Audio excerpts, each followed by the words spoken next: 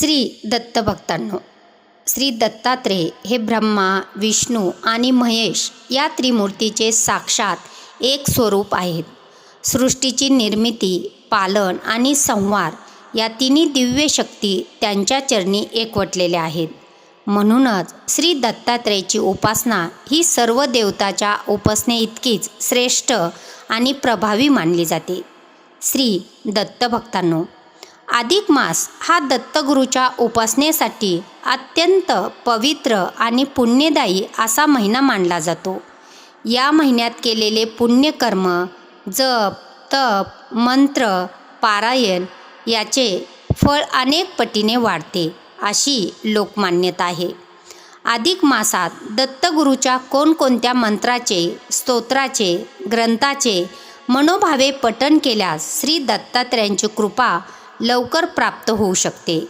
म्हणूनच अधिक मासात श्री दत्तात्रेयांची मनोभावे सेवा करणे, त्यांचे मंत्रजप करणे, स्मरण करणे, श्री गुरुचरित्राचे पारायण करणे, घरामध्ये त्यांच्या नामाचा, मंत्राचा गजर घुमतो हे अत्यंत फलदायी ठरते.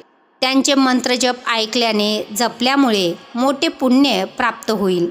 घरावरील संकटे दूर होतात, अडचणी, समस्या नष्ट होतात, घरातील नकारात्मक शक्ती नष्ट होते आणि श्री दत्तात्रेयांची कृपा त्या घरावर कायम राहते. म्हणूनच या अधिक मासात श्री दत्तात्रेयांची जेवढी सेवा करता येईल तेवढी सेवा मनोभावे करावी.